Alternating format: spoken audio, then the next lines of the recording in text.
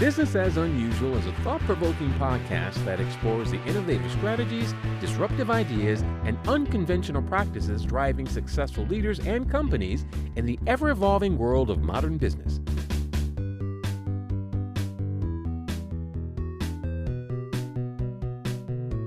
Subscribe, comment, and share for weekly inspiration with our host, Aisala. Welcome to Business as Unusual, in a podcast where we explore the innovative strategies and unconventional practices driving success for mission-driven leaders. Joining me today is Maureen. She's an author and entrepreneur who completely redefined her version of success. Back in 2002, Maureen had it all on paper: a six-figure corporate career, a canal house in Amsterdam, and a baby on the way. But despite a life that looked picture perfect on the outside, she realized she lacked the time, peace, and definition of success that actually fit the life she wanted to live. So she did something highly unusual. She walked away. Maureen traded quarterly reports for serving breakfast, bought a boutique hotel, and set out to build a business around her life, rather than the other way around. Now she's written the guide she wishes she had back then to help other women who are asking, how do I really do this differently? I am so excited to have you on the show, Maureen, and to dive into your story. Oh, thanks. And thank you for having me. Let's start with, you have published your book, The Business of Freedom. Is that? Look at that. I know. It's there. The book is out. Nice. So it's ready. People can go grab it anywhere, anytime. They can. All right. Now, let me dive in a little bit. So I've talked about this on the show a little bit, like the ways that people sort of self-exploit. You write about how we carry systems built by someone else into our business. And how do you see this, like self-exploitation or these systems, showing up most often in women who think they've finally found freedom by becoming their own boss? Yeah. So I think one of the things that surprises people when they talk to me is that I'm not saying that I'm against people being solopreneurs, but in some ways, it's not much different than having to show up and get a paycheck from a corporation, because you're still tying your income to hours put in, right? If you are not showing up and whatever it is, coaching or podcasting or being a hairdresser, whatever that looks like. Even, I talk about how, some very high paid professionals, think of lawyers, think about doctors, right, who might have their own practice. It might look from the outside like they are entrepreneurs. But for me, what I really am trying to get, well, all people, but women in particular, to realize is that as long as your income is tied to your hours, there's always going to be a certain lack of freedom. Yeah. Now, I think it's important because, oh my gosh, there's so many podcasters out there, and so many people can make it sound like, you can just buy a business for zero down and seller financing and, only work 10 hours a week, whatever that fantasy is that they're trying to selling. And I will be, very upfront and very honest and practical with people that owning your own business is work, and at times it's very hard work, right? And I talk about that in my story, how, I think in the very first chapter, I talk about how, it's like 11 o'clock at night, in bed. I would, my kids are in bed sleeping with me, and the phone rings. And when it's your own business, as you know, being a business owner yourself, it's not like you can be like, yeah, I think I'll, call in sick or, I'll just let it go. It's like, no, you're the one that shows up. So from that standpoint, right, I don't want to sugarcoat what that quote freedom looks like. It's not, Instagram freedom. However, when you start to think about decoupling your income from your hours put in, something fundamentally shifts in your life. And I think in particular for women, but again, there's so many dads out there that are highly involved with their kids, but for really any parent, once you have something else that you're needing to take care of, right? All of a sudden, creating that time freedom, I think, becomes so much more important. Yeah. I'm seeing, again, people, I think I'm a little bit older than you, but so I'll be 56 in a couple weeks. And Congratulations. you and a lot of friends, former colleagues, now they're going, oh, my aging parents need my time and help, right? So it doesn't necessarily just apply to parents taking care of kids, whether you have even your own health crisis, right, which happens all the time. And all of a sudden it's like, oh wow, if I'm not showing up, I'm not getting paid. And that's what I think is both interesting and surprising, is that for me, in some ways, it doesn't matter if you're working and making minimum wage, or a lawyer billing out at $450 an hour, right? They still have the same fundamental problem. Unless they are showing up and billing out or working, they're not getting paid. And so I think that in and of itself is something that people don't often think about. Like, oh, I want to get some time freedom back, and I also want the security of income. And if they're completely linked together, how does that work? Right. Well, and something that you talk about is, there's this massive assumption in traditional business that success equals scale. And I feel Yes. like how do you help women untangle their worth from that pressure to constantly 10x their business and instead build a structure that doesn't require self-sacrifice?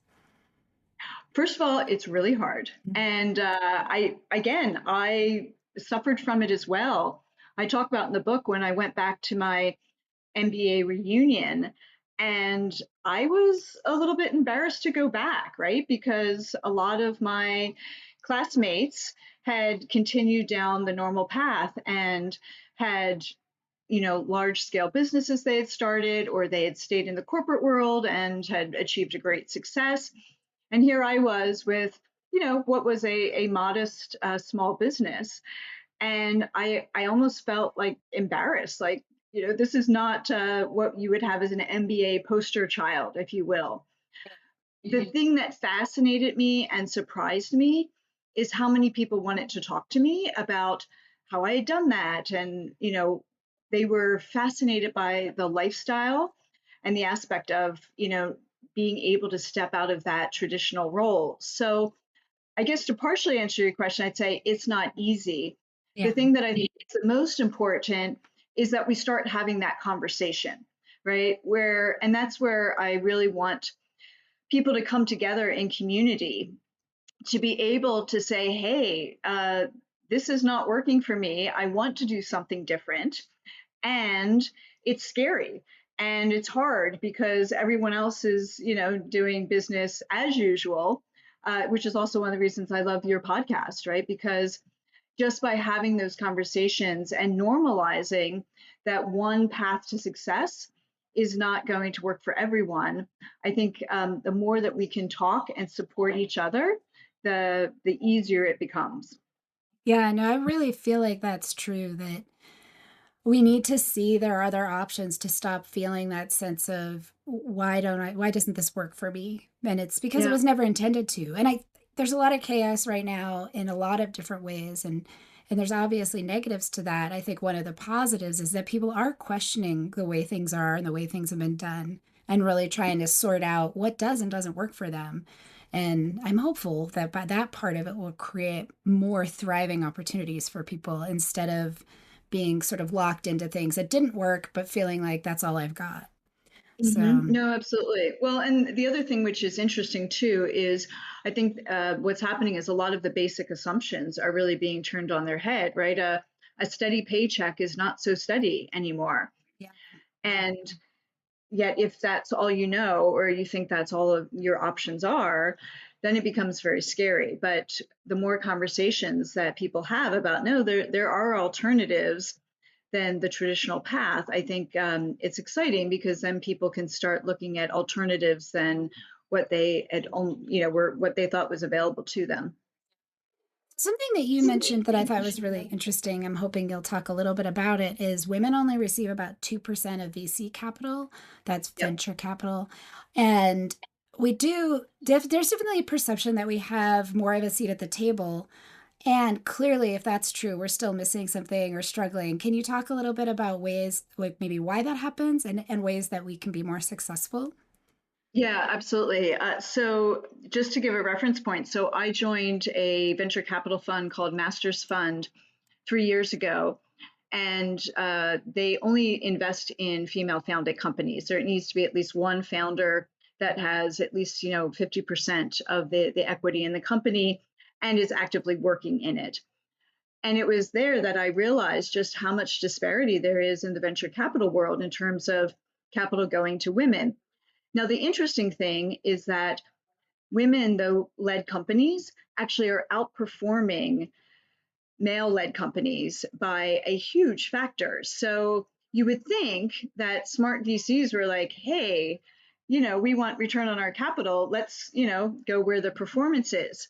Right. But what I discovered, which is really interesting, is that even though I'm sure a lot of venture capital people would say, no, we look at the spreadsheets, we're looking at the P&Ls, right? That's a profit and loss. That's how we make our decisions. A lot of decisions are made emotionally, and they're made by that reptilian part of our brain that seeks familiarity. Because it's not just women that are underrepresented, it's minorities, right? It's people of color. Like if you take a look at where the capital is going, it tends to be to tall, so over 6 foot, baritone white men. And it's not to say that there aren't some great men that fit that category that also have great businesses that should be invested in. But what's interesting is that our brains seek familiarity, right? And so if you look at the traditional venture capital world, and most of the founders also fit that description, all of a sudden their brain goes, oh, this, I don't know why, but I trust this guy more. It seems like he has a better handle on his company than the woman, or the Latino gentleman, right? I mean, it's just interesting how it's an emotional decision that really doesn't have anything to do necessarily with what the numbers actually or the performance demonstrates. Right. Right.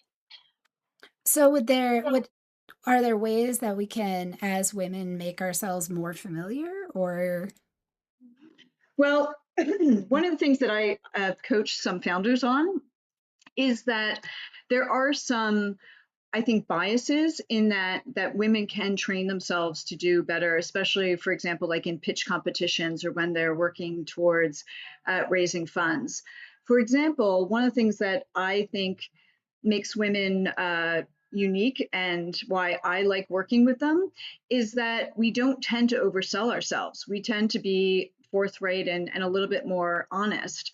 Whereas men in pitch competitions are going to be much more inclined to, promise the world, right? So it's interesting because when I am at a pitch competition and I hear someone being very, measured about their growth, prospects, I immediately go, oh, that's great. I trust you because you're not, telling me we're going to have a, 100x growth in 3 years. right? But what's interesting is that isn't where the money often goes. So, I mean, part of it, I think, is learning to know your audience and what they want to hear, and being able to present yourself in a way that not to be disingenuous, but also to know that it's okay to not have to, play by the rules that you would normally play by if you're trying to achieve a particular outcome, if that makes sense. Does. Well, and like you said, I think of it sometimes as translation. Like I have to Yep, translate my language into language that you can, because if you try to make people do extra work, you can't assume they're going to step to you, especially when you're pitching. You have to step to them, and it's that's a great just word. the way it works. Yeah, translation is a great word. It's like you're speaking a foreign language, Yeah. right? You're going into the VC world, so learn to speak in a way that they're going to go like, oh, okay, great. This is a company we can invest in.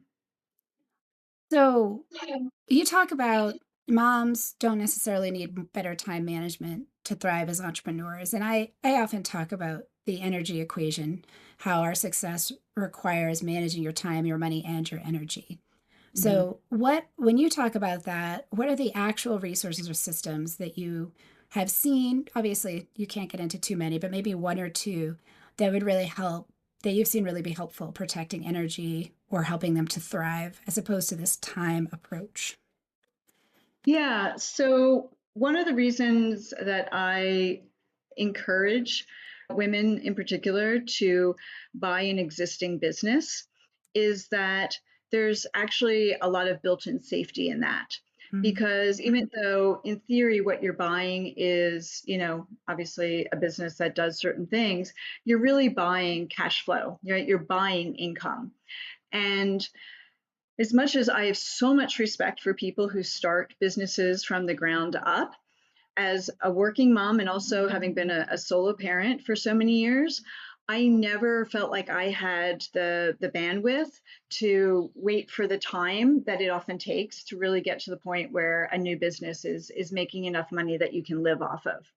Whereas, so that's one of, I'll call it the hacks of, if you buy an existing business, you've circumvented, what can be the first, say, 3 to 5 years of real lean years and scarcity and uncertainty. And you're buying effectively that time back and getting to the point where the business is already making money that you can live off of and put into your pocket. So I think that's a huge thing to consider. And again, for me, it combines the two things that I think are so important, which is the security and the freedom, right? The other piece of it is, when you're buying an existing business, if you think about it, what you're buying is a system, right? And that's the other piece of it, right? Is that I think it's so easy to think, well, if I own a business, I have to be able to do everything. I need to know everything. And it's like, no, you're buying a system for how to make some money. And it's really by understanding the system where there might not be a system, maybe putting one in place and making sure that you have both the systems and the people in place so that it's not all on you. And then the third thing, which I've gotten better at, is knowing just when to say no, which I know sounds like, of course, simple, but I'll tell a cute story. So again, it was the first business I bought, the boutique hotel. And the first 3 years, I hadn't taken a vacation. I mean, little day trips, but nothing really serious. And I was getting ready to go on this vacation. And of course, I was being neurotic because I didn't want anything to go wrong while I wasn't there. Because, of course, I was the only one who could make sure everything was working perfectly. Because, again, I was a new business owner and still thought that if I wasn't there, holding up the sky, it was going to fall. Yeah. And my manager, who was fabulous, her name was Jenny, she looked at me and she said, you know what, Maureen, things are probably not going to go exactly how you want while you're gone, but we're not a hospital. Nobody's going to die. and and it was such a good, like, reality check, Yeah. because right, because it's true, right? Things don't always go perfectly, and especially if you step away, things might not exactly have happened the way you might have if wanted them to, or how they would have if you were there. But the upside of that is, like, you're not there. Right. And that is precious. So I only give that advice knowing I had to take it and learn it myself, because it can be very hard to be able to step back and trust that things are going to be okay enough, and that anything that doesn't go okay, you can trust the people or the systems or what have you to kind of pick up the drop balls. It's honestly, you're pointing to something that I think is a really hard and also really important lesson for most people that are going into being their own boss, entrepreneurs, owning a business, bossing, being the boss of a group, is learning how to identify, I would say, the space between micromanaging and abdication. Like some Yep. people they're so hands off, they're completely uninvolved, and that's it's the opposite side of the micromanaging where you try to be in every detail. And so you either become a bottleneck or a surprise problem, because when you do pay attention, that it's suddenly, you're in it, or something goes wrong and there's a lot of blame. And there's a real art to knowing how to have that light touch. So Mhm. I I think love that you that's, call it an art, because I would love for there to be this formula where it's like, oh yeah, this is when you know, need to step in and control, and this is where you need to let go. But it's an art, and it changes depending on the staff you have in, all kinds of aspects that can influence that. So, but yes, that is probably one of the best lessons that you can learn. I like that. It's not a hospital. You'll be probably fine. If it is a hospital, probably just to talk to somebody else. I do want to put in a little bit like my understanding of what you do. You talk about it in the book, but it's also something you do when you work with women, is you help them to comprehend some of the nuts and bolts of purchasing a business that, while it's not rocket science, like anything, there are some details that might be more helpful to have somebody walk you through. You talked about the guide that you've created. Will you talk a little bit about that? Because I think it is important for people to understand that there is some craft to that part as well. Yeah, absolutely. So, one of the things I think might surprise people is that even though I had a master's in business, right, you would think, oh, you know everything there is to know about business. Like that's what you got your degree in. The actual practicality of what it takes to buy a small business, how to get financing, all of those details, I didn't know how to do it until the first time. And the thing that I think is surprising for most people is when they realize that it doesn't take as much money as they may have thought, right? So I talk about in the book how, I couldn't have afforded at the time $1 million house. So I just in my brain was like, oh, well, therefore I can't buy $1 million business.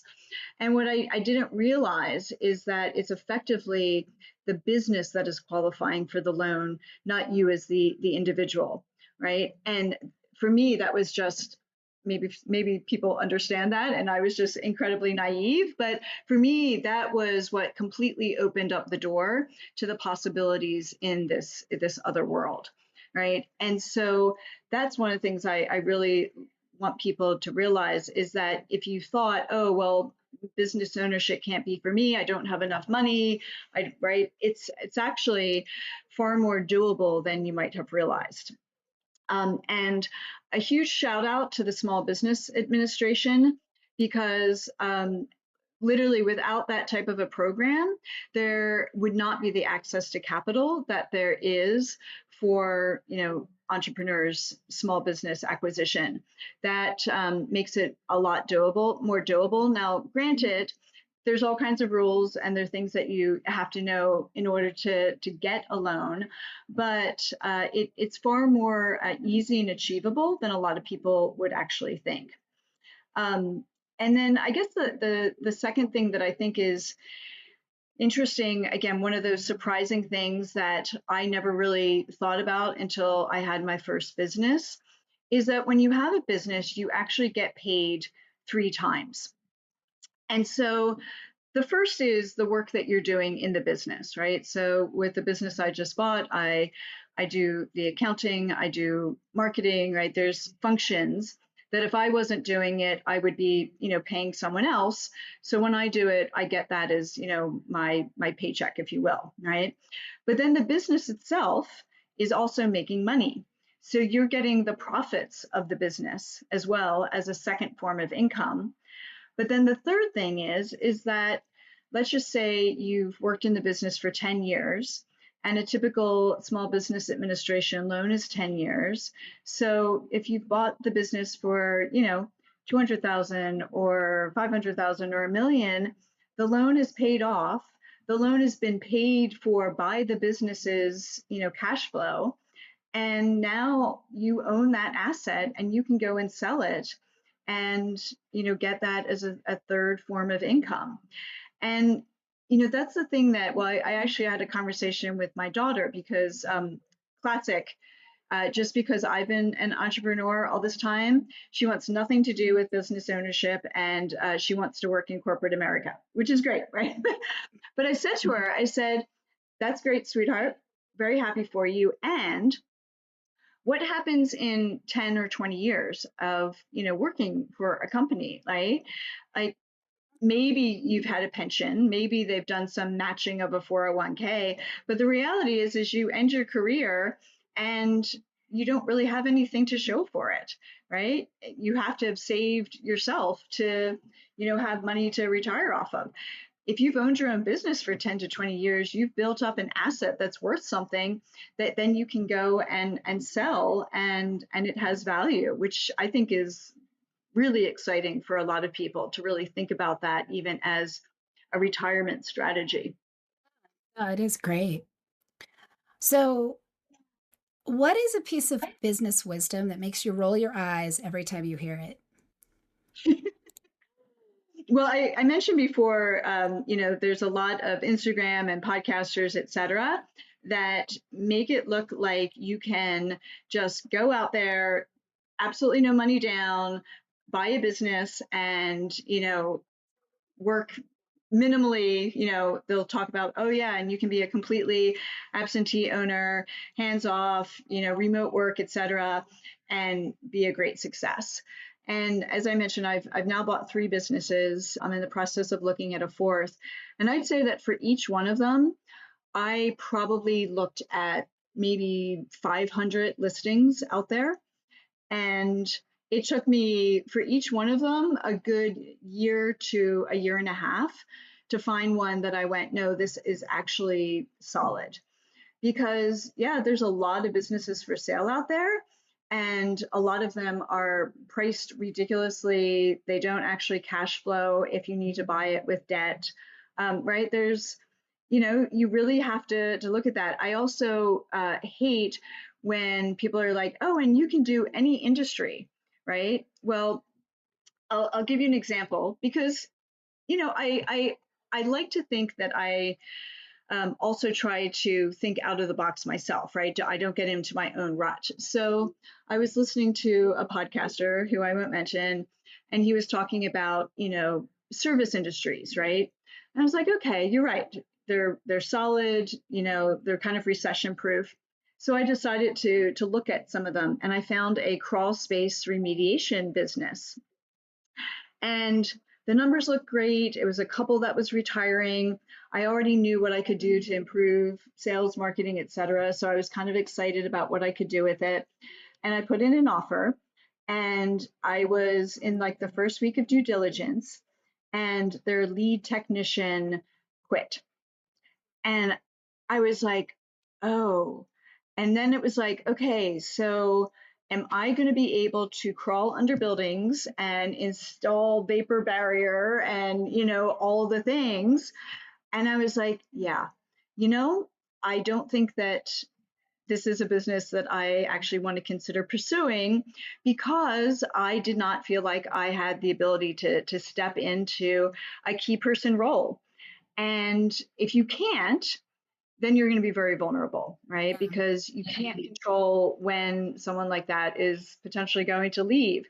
So, for me, at least, my version of safety says that I don't want to buy a business that I don't think that I could step in and take on a key role if required. Not that it means I am designing the business that way, that I have to, but I always like to know that I have the skill set and the ability to if I had to.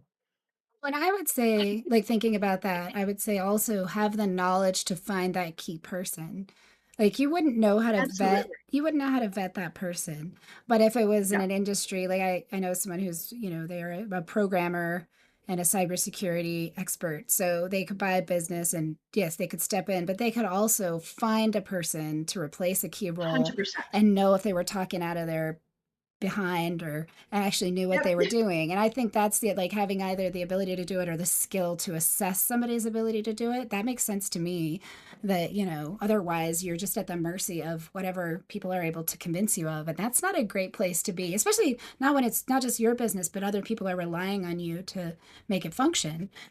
Yeah, very much So so. It's why I'm also a big fan of everyone taking like basic accounting.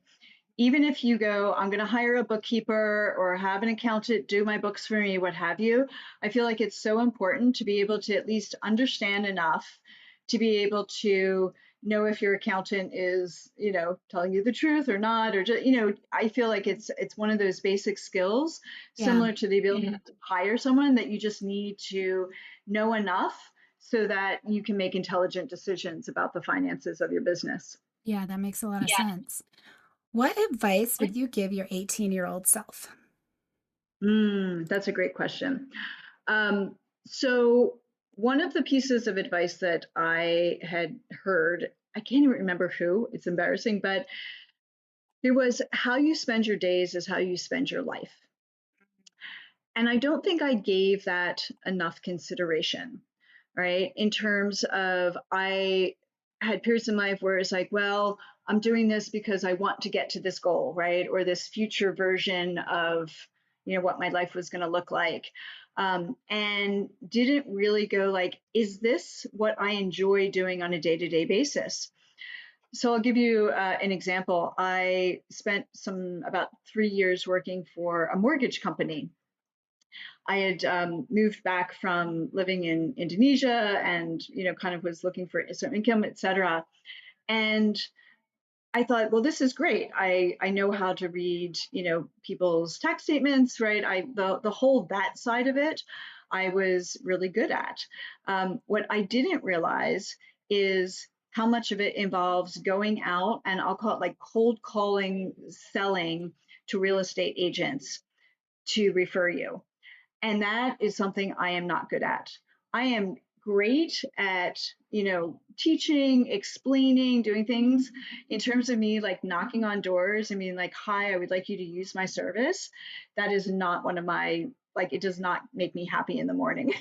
Right. And so, yeah, I didn't really think through like, if I have to do this every day in order to be successful, am I going to be happy? And of course, for me, the answer was no. Of course, I continued doing it for another, few years while I was getting my next business keyed up to buy. But I don't think I gave that enough importance, right? What does the actual day to day of your life and your job look like, and is that something you enjoy and makes you happy? That's really, really good advice and just a good question to ask. Hmm. So, folks that are listening, they want to learn more, follow you, get in touch, buy the book. What do they do? Yeah, so I have a website where if people want more details and if they want to actually go through, I have a course. It's really affordably priced where you can get each chapter and then there's a recording and there's some exercises and works that you can do that kind of makes it more in depth than just the book. But you can also find the book and also ebook on Amazon. And then again, I am loving having one-on-one conversations with people. Since the book has come out, a lot of people have come to me and they've said, "Hey, how do I get started?" Right? And so that's where it's wonderful to have conversations. And again, I am happy to have calls with people who are just like, "All right, I need to know how to get started. I want to talk to a real human."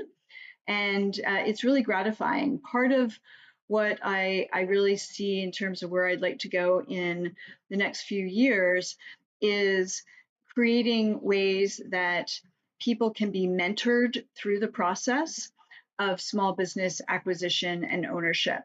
I've done it twice now for people, individually, but I'd love for it to be almost a collective so that, there can be that more community and built-in support. Because if you've never done it before, that first year of business ownership, it's a lot, Yeah. right? Yeah. And the thing I want most is for people not to feel so alone in the process.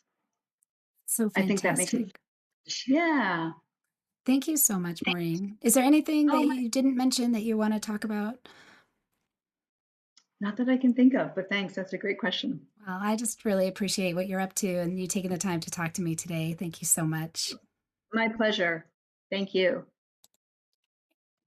Thank you for tuning in to Business as Unusual. Remember, in this ever-evolving world of modern business, it's not about fitting in, it's about standing out. See you next time. Stay curious, stay innovative, and always keep it unusual. I hope you enjoy the show. I love making it.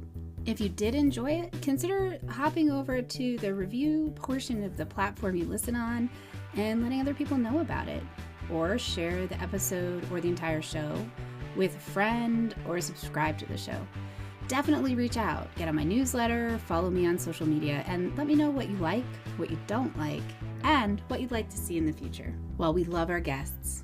Appearance on the Business as Unusual podcast or any Bicurean consulting production is for information purposes only and is not to be considered an endorsement of their business practices, or character.